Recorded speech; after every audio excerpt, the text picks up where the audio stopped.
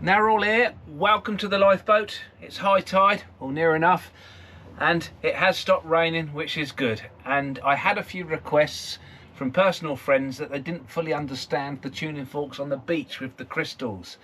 And what I failed to explain within that take is that was actually the second of 2 takes I did. And the first one I was doing it for the first time, but I wasn't over happy with the way I was talking to the camera, so I decided to do it again. But in the first take you can see the striking of the forks and how I discovered which ones were resonating and which one weren't. So what I thought I'd do is make a quick introduction and show you the other take. It's not that great, but it does show you the interesting part of the forks resonating as I discover it for the first time. So here it is right now, enjoy. When I was a child, I remember seeing a sort of like semi-stone circle of the stuff which is buried in the shingle down near the shanty town, which is at the end of the cliffs.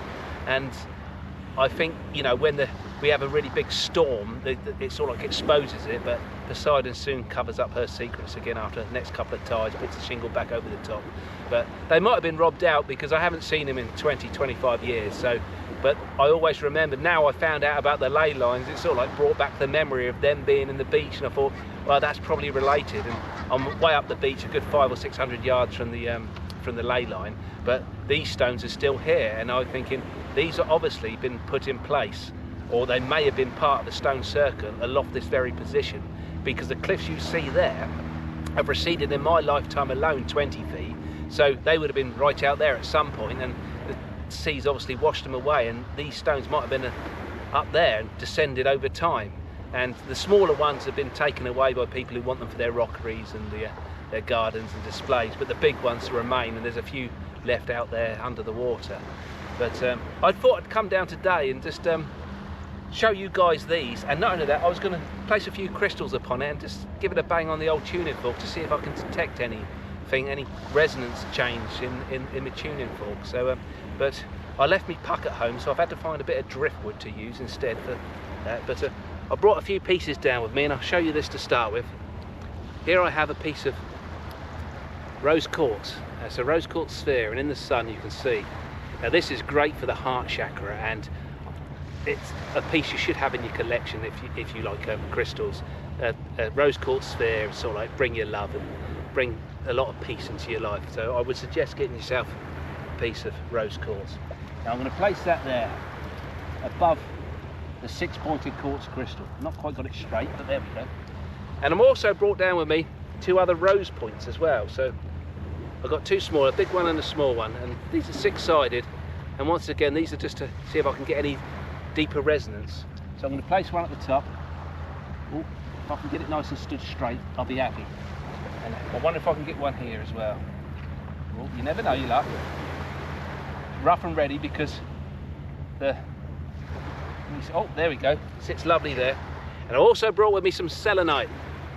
Now this is excellent for grids. It's sort of like, it can channel sort of any intentions you have the right way.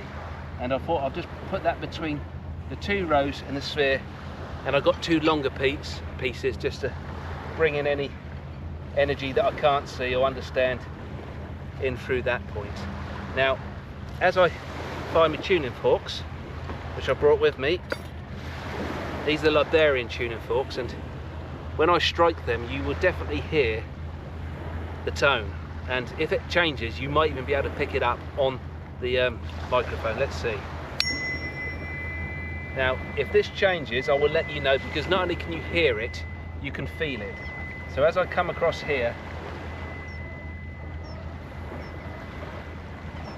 I haven't heard any change in that at all. Yeah.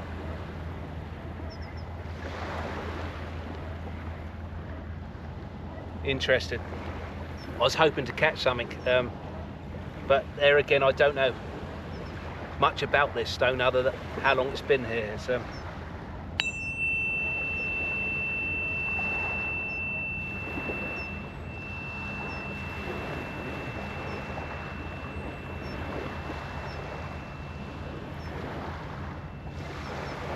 there was something slight on that, but nothing worth sort of like writing home about. So let's go up the scale a bit and let's see how else we can hear.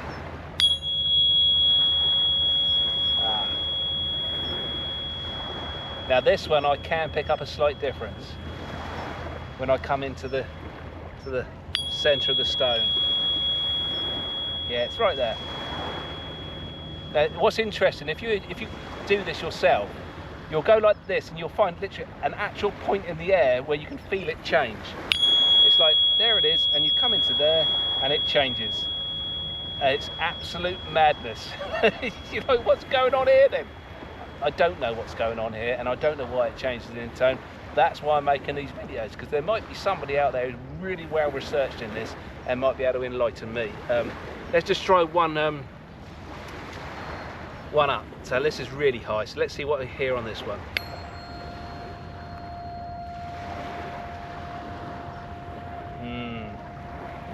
Can't hear. Let me try again. Oh, very slight. Not as strong as the other one, but that one's very good. That's really interesting. I find that one very interesting. I'm going to be beaten off this in a minute by the tides coming in. But it was such a lovely morning and the wind was down, so I thought I'd come down and do this.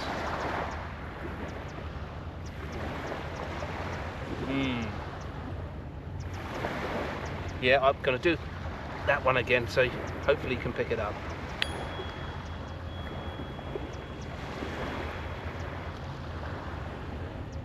It's right there.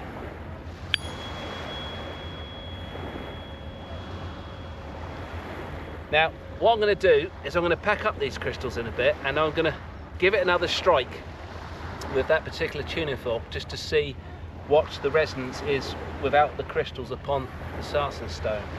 Now, some people do say these sarsen stones are not legitimately just sarsen stones, there's some other type of stone, but for my knowledge I call them sarsen stones. So if there's a geologist out there who wants to actually correct me on the actual type of stone this is, because it does have sort of like this cross in the middle of it, a patina sort of like on the side. So really interesting stuff. So I hope you sort of like find this interesting. I'm going to pick you up and show you the it from above without casting my shadow in. There we go. Oh, I've got my tissues for that pocket. There we go. Looks fantastic, doesn't it? I'm just gonna, something's not quite right. I'm gonna just do this and move that to there and move that to there. You'll find that if you do crystal grids, you will find yourself changing them until you're happy, until they look right. But if you find this stuff interesting, then please come and join me on this. Please come and join me on this journey of crystals and ley lines and crystal grids and sacred geometry, and we'll see what we can see if we can entertain ourselves on the road. So I'm going to leave it at that. So if you like these videos, you know what to do, and I shall see you in the next one.